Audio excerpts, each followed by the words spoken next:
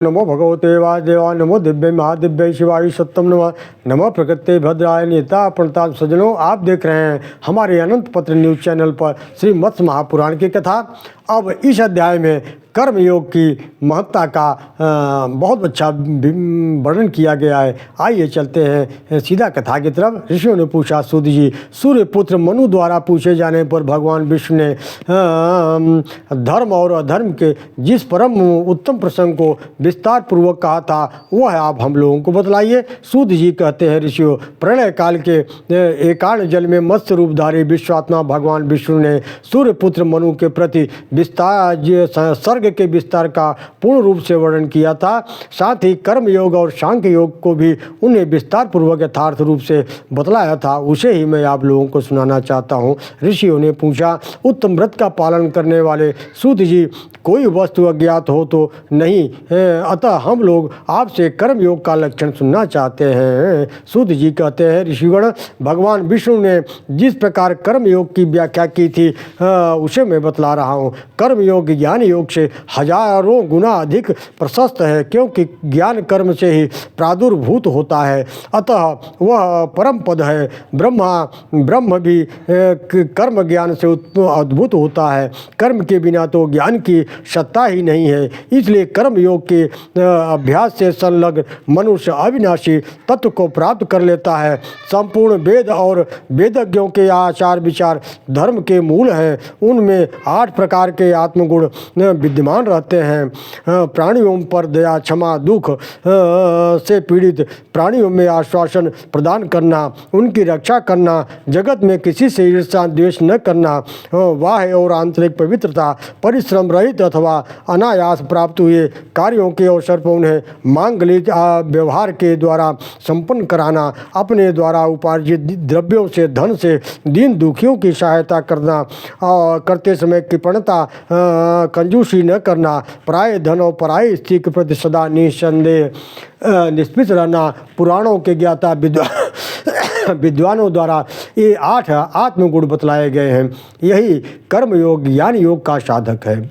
जगत में कर्म योग के बिना किसी को ज्ञान की प्राप्ति हुई हो ऐसा नहीं देखा गया है। इसलिए स्मृतियों द्वारा कहे गए धर्म का प्रयत्न पूर्वक पालन करना चाहिए।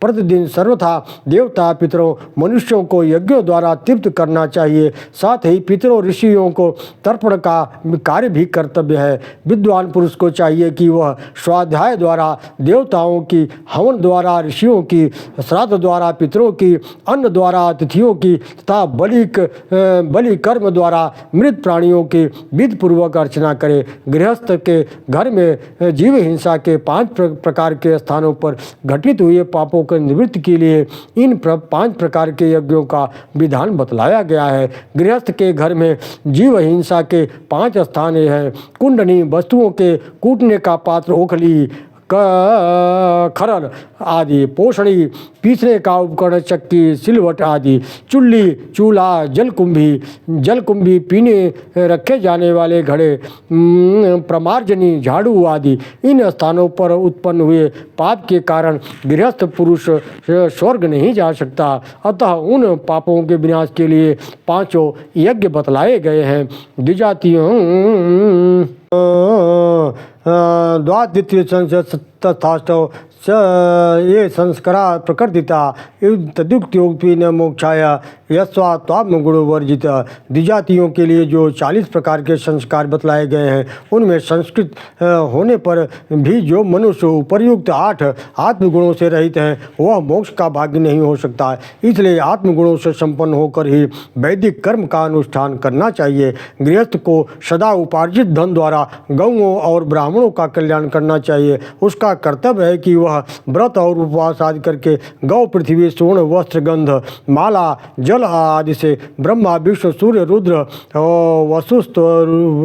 वसु स्वरूप शिव की श्रद्धापूर्वक विधि सहित पूजा करे। इसमें कृपणता न करे। जो ये इंद्रियों के अगोचर परम शांत सूक्ष्म से भी सूक्ष्म अव्यक्त अविनाशी विश्व स्वरूप भगवान वासुदेव हैं, उन्हीं की ये विभूतियाँ हैं। इन विभूतियों का वर्णन किया गया है।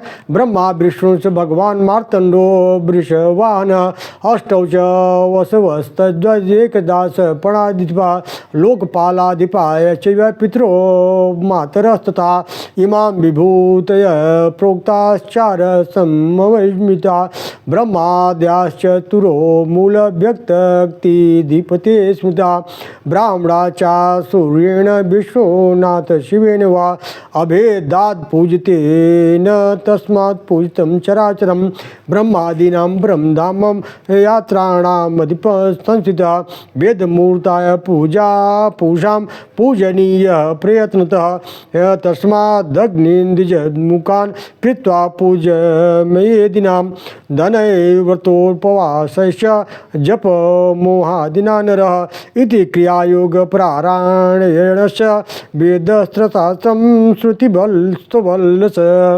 विक्रम्यति भीतस्य सदा न किञ्चित् प्राप्तव्यमस्ति परे च लोके।